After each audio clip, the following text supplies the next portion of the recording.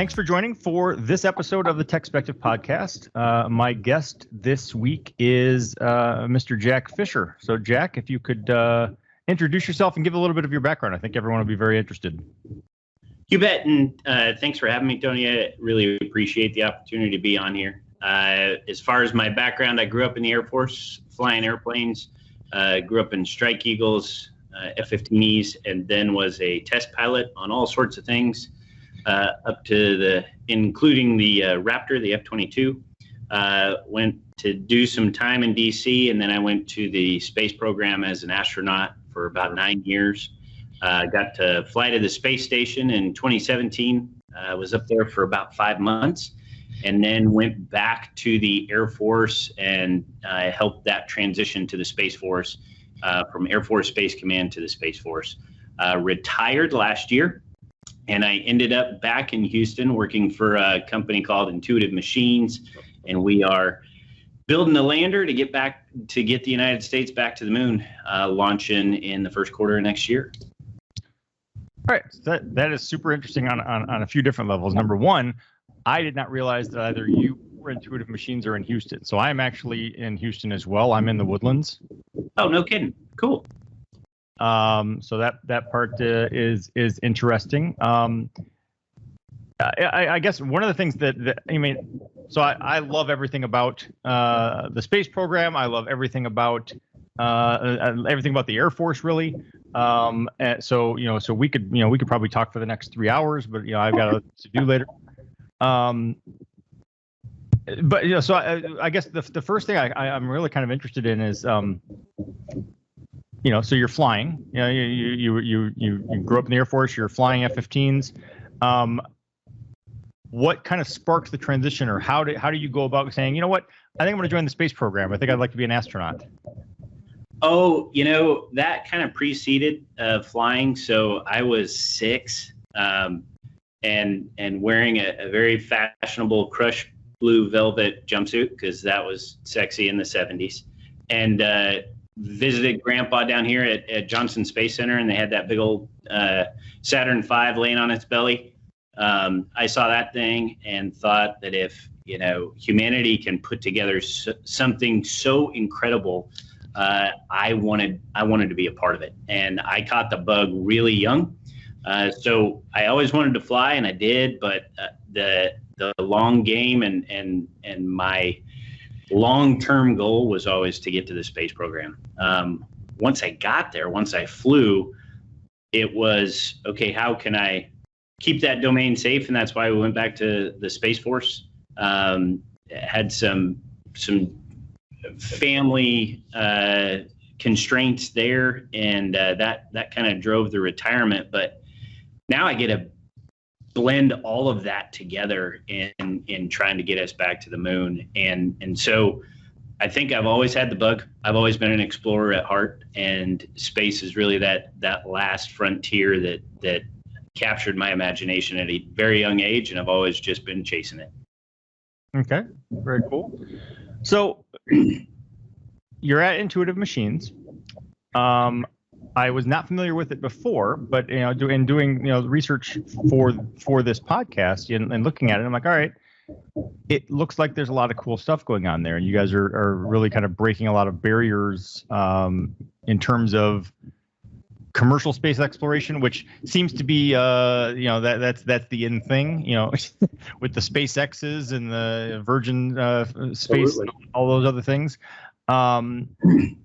But with a specific focus, it seems, at least for now, on the moon and lunar transportation. So, I guess, can you tell me a little bit about sort of the origin story of Intuitive Machines, or what's the company mission?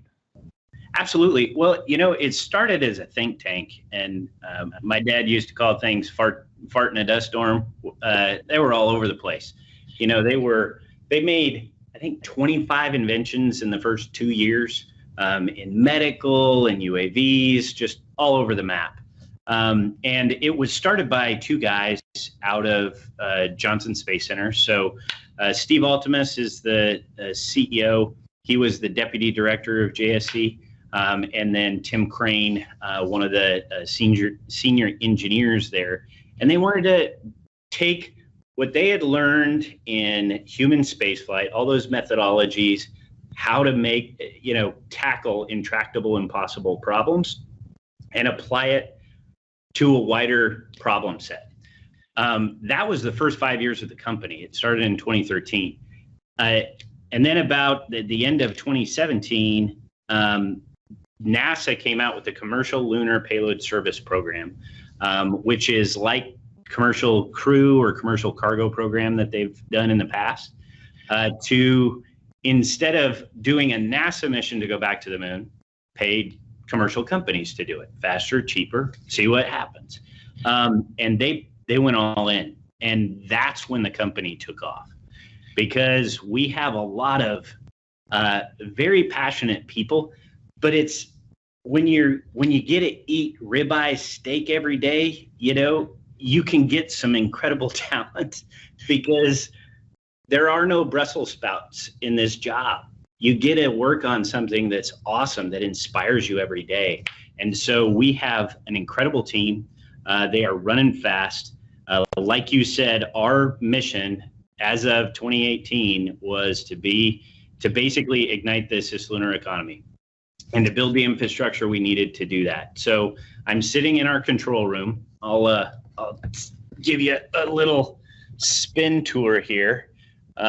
We turned on a bunch of lights, but you can see basically our control room. You can also see the moonlight at the top. Very cool. This is where we're going to control things from. We have a global network of dishes that we've contracted with in order to communicate with the spacecraft. We go to Ellington Field here in Houston. We test our engine there. I think we're up to about 53 hot fires on our main motor. So we're able to rapidly evolve it. And just an amazing team that's fed by the local community and really making strides. So as far as what we are today, we are the favorites in getting to the moon first for the CLIPS program. And our aim is to build the infrastructure out so that the architecture is in place for the entire cislunar economy, not just our mission. Okay. So you're on track now for a Q1 2022 launch, correct? Of the IM-1 to the moon. It's a two-part question. One is sort of what's the overarching mission of that, aside from getting there and being first. And with this IM-1, with the lander, one of the things I'm very curious about is like, is there a plan for or a capability to bring it back, or are we just putting a bunch of stuff on the moon? So we are just putting it on the moon. So we're testing out a lot of technologies. The end goal is to begin to bring stuff back, but you're always going to have some stuff that stays on the moon. Right now, one of the big problems we have, it's hard. Landing on the moon is hard. We put people in the vehicles back in the 60s as high-end computers that could navigate the bad terrain. If you ever read the story on Neil Armstrong and Buzz landing, Sea of Tranquility that they were planning on landing on was very, had boulders everywhere, so they had to extend. Our landers that did land, the unmanned landers before, basically would just go straight down. And you hope for the best that you didn't land on a rock. We got lucky as a country 5 out of 7 times it worked. Russia is somewhere in the 20% range. But getting that technology mastered is key. And we're going to do that on hopefully our first mission and second mission. Then you have to survive the night.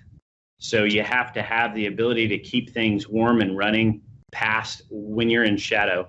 And then bringing that technology home is the next step. So it's kind of a phased approach. it is our long-term goal to bring back regolith and things that we find and resources that there are on the moon, but not for our first mission or second mission. Okay. The second mission, though, again, kind of going through the information, on the Intuitive Machines website. The second mission, IM2, planned for later in 2022. I don't know if it's I don't remember if it said what quarter, or if it's just second half or whatever, but sometime in 2022. Yep, Q4. And slated as, ostensibly the first object to land at the south pole of the moon. So I'm curious about that, which is, again, a two-part question, which is, number one, why has nobody else landed at the south pole of the moon prior to now? And number two, why are we interested in landing there now? Why do you want to go there? Great questions. We care because the South Pole is where most of the water ice is. In deep craters, you've heard of like Shackleton Crater, and that's where, when we go with Artemis, that's where we're going to build the base, because the most resources that we know we care about are there. As far as why nobody's done it before, because it's hard. So if you think of an orbit as like a plate, and when you tilt the plate, that's inclination.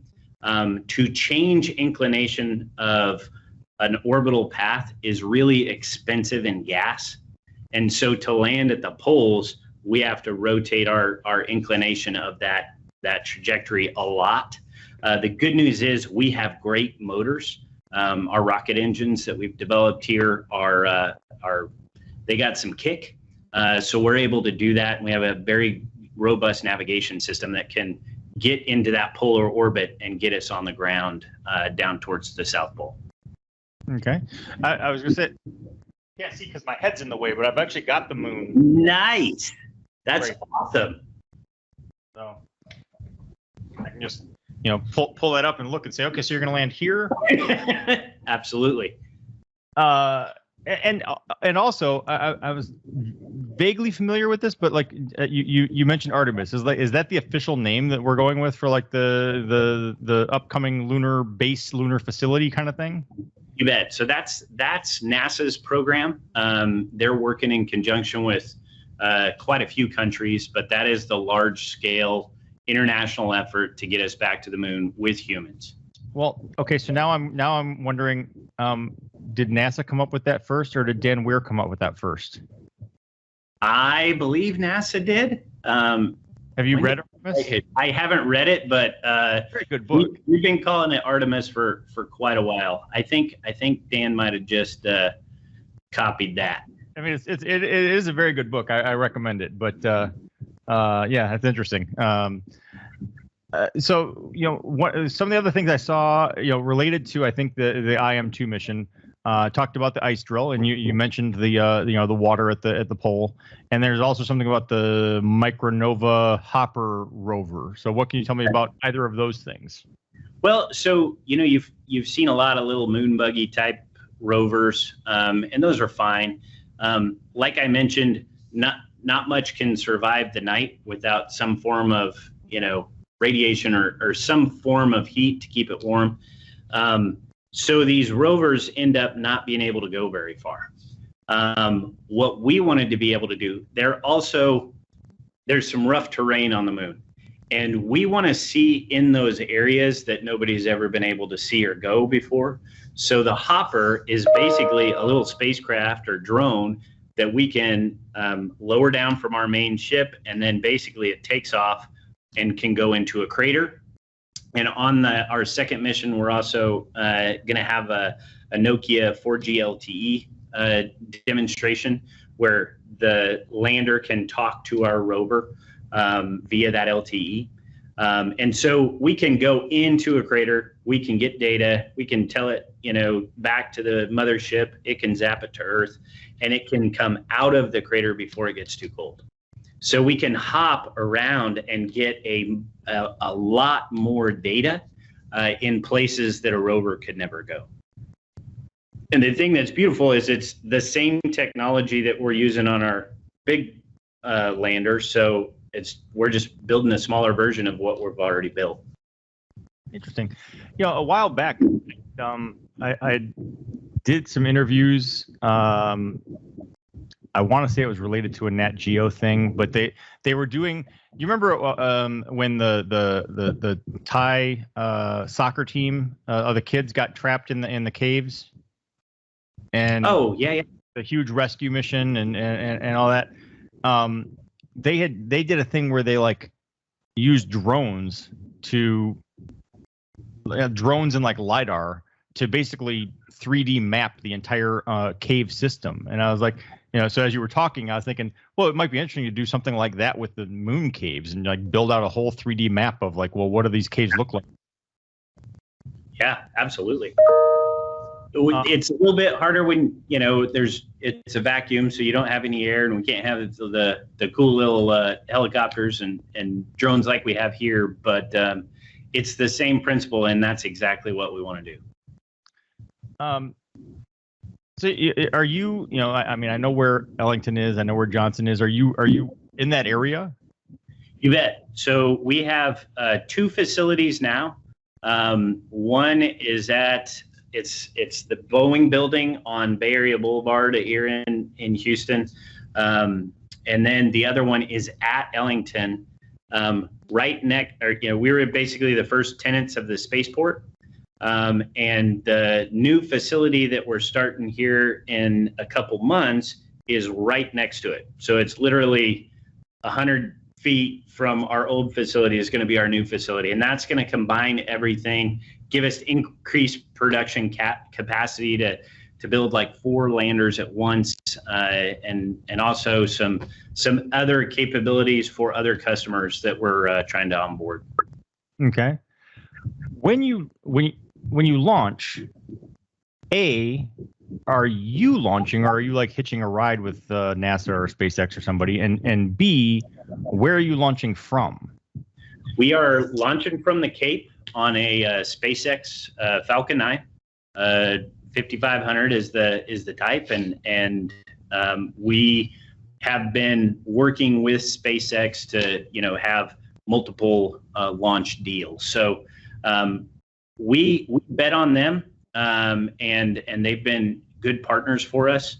One of our competitors, Astrobotics.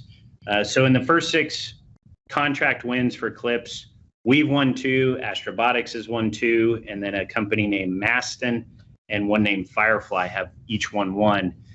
Us and Astrobotics are kind of towards, we won some of the early ones, so first to fly, but Astrobotics mission is on a Vulcan, and they're having some issues with the Vulcan. So we're pretty happy. We partnered up with SpaceX there to give us a ride, and honestly, the launch market is flooded right now with all sorts of companies trying to perfect their wares. Whereas the lunar market, it's the Wild West, and so we're focusing where we can make the biggest difference in getting a ride with SpaceX. Okay. Jumping back a little bit to the concept of Artemis, and this actually kind of ties into a different question I have, which is kind of what the long-term goal. But I'm gonna have to go back and do some more research now on the NASA Artemis project. So it's like I mean I've been aware that we've talked about that we want to go back to the moon and all of these things. So I'm tangentially aware that these things are happening, but I haven't really like researched to what extent. Or what the goal is, other than I'm all for going just to say we did. I know this is a real expensive joyride, but I think it's. I think if you look back at the original moon missions, it's like it just drove so much other innovation and thought, in the world in general. It's like did we actually like get something from the moon that was all that was that valuable? I mean, I don't really know, but it's the process of getting there and getting back, I think, is where the value is. But in terms of Artemis, like, what is the long-term idea to set? Well, you haven't read the book. Is the long-term idea something that is like a lunar base where humans can be? So yes. I would say that there's two huge benefits from the Apollo program and our early space program. One of which was the technology spinoffs, modern medicine, composites, or not composites, but materials research, guidance, navigation, and control. There are countless areas that were forever changed because we were pushing the bounds of hard problems. The other one is inspiration. I remember I was going to apply for the space program. I was testing F-22s at the time.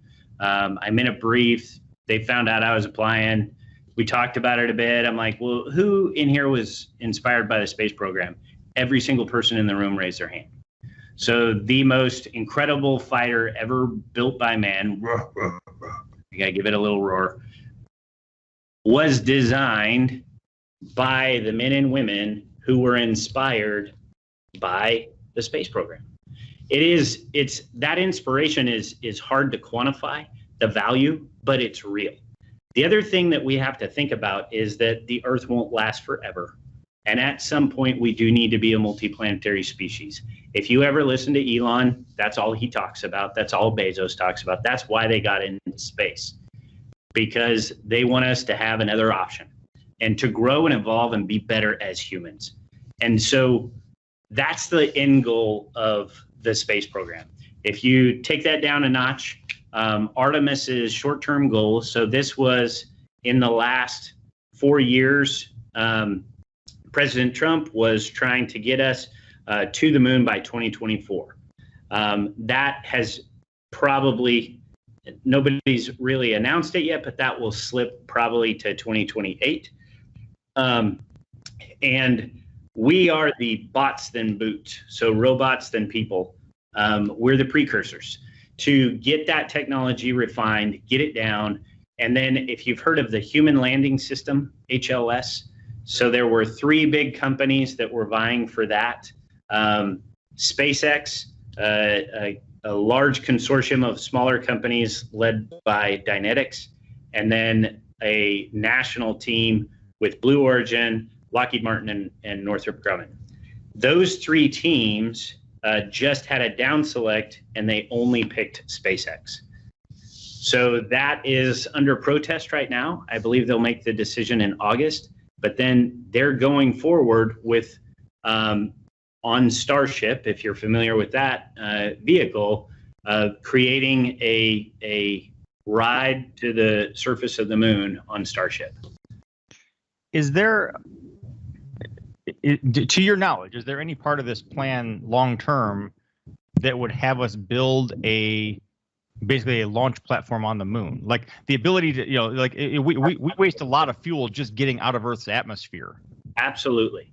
Having the ability to have a fuel depot on the moon where you basically load up and then go to Mars and then go into the solar system. Just as you said, you save so much in all that velocity that you burn just to get to the moon.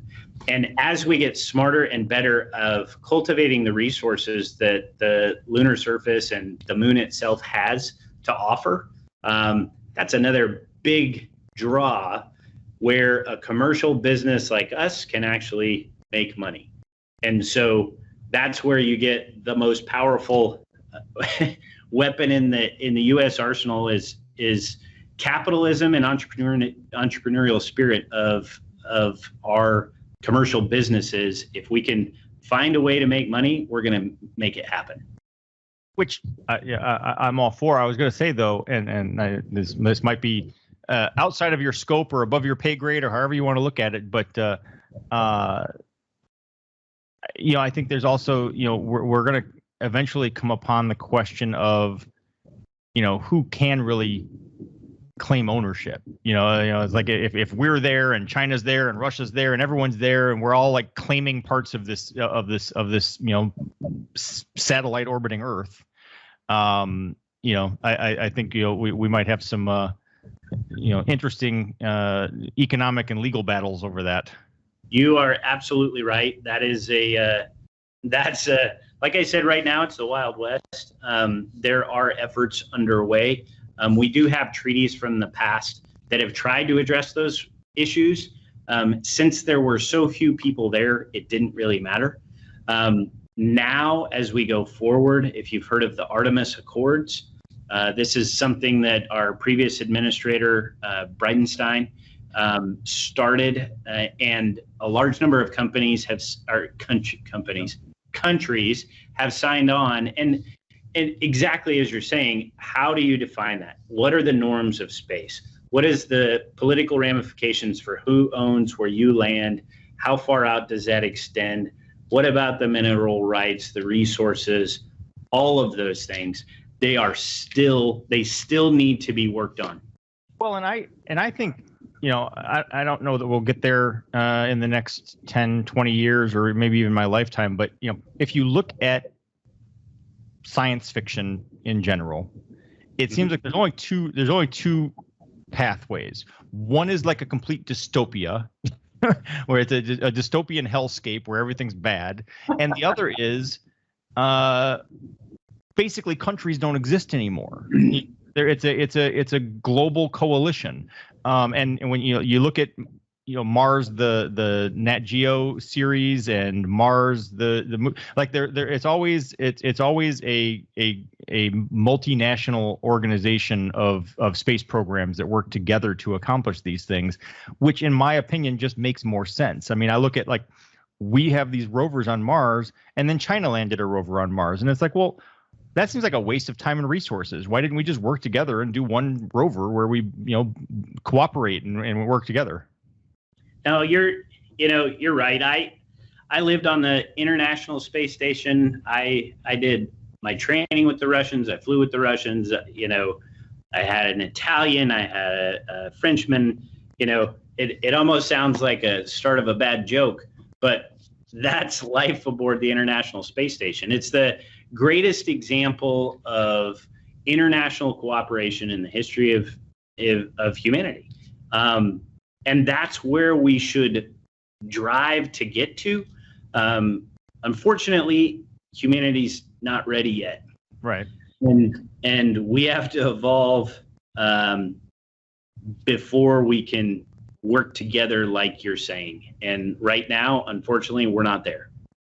But I have noticed, and I've discussed this in a number of interviews, that the scientific community tends to be more global, like sort of regardless of the geopolitical friction that exists. Whether we're talking about climate change or space exploration or whatever, like, Russia and the United States might be at odds, politically and such, but at the scientific community level, people are still kind of, changing notes under the table and saying, all right, well, here's what we found. What did you find? You bet. And I do think, when your goal is knowledge and finding answers to those hard problems, the borders don't matter as much. Unfortunately, that's not society as a whole yet. I definitely agree. That's where we need to get. Because if we are to truly explore and be better, it needs to be something we do together. Right. You mentioned, Elon Musk, SpaceX. I mean, like at the sort of like macro level, like everything he does is about getting to Mars. Doesn't matter if he's building Teslas. It doesn't matter if he's, giving, letting NASA hitch a ride to the space station. It's all a means to an end. It's all either generating revenue to get to Mars, or it's testing out technology to get to Mars, or both. So that is his singular focus. Realistically, what do you think the timeline is for a manned mission to Mars? I think we got to get to the moon first. The two big things that we need to perfect before Mars is a real, before Mars can be a reality, our propulsion technology, because chemical engines can get you off the planet, great, but it's called specific impulse. It's like gas mileage for rocket engines. They're like 300, 400 if it's a really good one. We need stuff in the tens of thousands. like electric ion, Hall thrusters, things that are very, very efficient. They're like little butterfly farts. They're not putting out a lot of force, but in space, it doesn't matter, because if the butterfly farts in the same direction for long enough, it gets going really fast. So you can get to Mars in a month as opposed to 6 months, with a year and a half in between of windows to come home. That's one thing. Another one kind of associated is the ability to protect ourselves from radiation. Right now, we don't have a solution for that for humans, much less the technology. We're getting better with flying commercial off-the-shelf stuff outside the Van Allen belts, our normal protection, just through good engineering. Instead of having one super fancy radiation-hardened card, we'll have 4, and they'll talk to each other, and they'll vote, and it redundantly manage the system in a more efficient way that drives costs down. That's great. We haven't figured out how to do that with humans yet. So we have to figure out a way to shield them or speed up the journey so that they're not getting such a massive radiation dose and they're, have terminal cancer by the time they land. So those are the two that, as we go to the lunar surface, and all of the technology that we're building, we're taking a hack at that radiation one. Obviously, we have to survive on the moon. That's something we can knock out. Being more efficient with propulsion. Right now, the Starship, for example, has a pretty aggressive scheme of refuelings to make it possible to go to the moon and land. We got to get more efficient. And the hope is that will drive those developments in propulsion that can really get us to Mars. Okay, all very cool. Again, I knew of some of this stuff, in a kind of a theoretical sense, but I didn't know that we're, basically 6 months out, 6, 7, 8, whatever, less than a year out from actually, doing it. So I will definitely be looking forward to seeing, how that first mission goes for you guys. Since I am in the Houston area, I'd love to come, check out the facility sometime. Come on down. I was just gonna invite you. Come on down, see our stuff. It's kind of cool. You'll in the ops center. This is the coolest room. But if you head over to our production facility, and I'll take you around both, and you see all these things that you look at it and you go, that's going to be on the surface of the moon. It's just cool to even think that a little company with 120 people is putting together something that, if you think about it, there's only 3 entities that have ever landed on the moon: China, Russia, and the United States of America. That's it. Lots of people have tried. Lots of people have failed. Hopefully, we're not going to add to the failure list, but we're certainly in a unique position to make some history, and we'd love to have you down. All right. Well, I will. I'll reach out, because, like I say, you're just basically around the corner. Absolutely. My son actually goes to Texas A&M Galveston, so I have to kind of drive back and forth on that route a couple times a year at least. Very cool. Well, come on down. We'll show you around. All right. Well, thank you very much for joining me. Like I said, this was very, very cool, very interesting, and I'm always down for talking about anything about Air Force fighter craft and space exploration. Sounds good. All right. Thank you. All right. Thanks. I appreciate you investing your time to listen to the podcast, but I also invite you to engage on social media. Please go like our Facebook page and follow at TechSpective on Twitter and Instagram. You can feel free to let me know what you like, let me know what you don't like, let me know if you love it, let me know if it sucks, and let me know what products you'd like to see reviewed or what questions you'd like to see answered in future posts.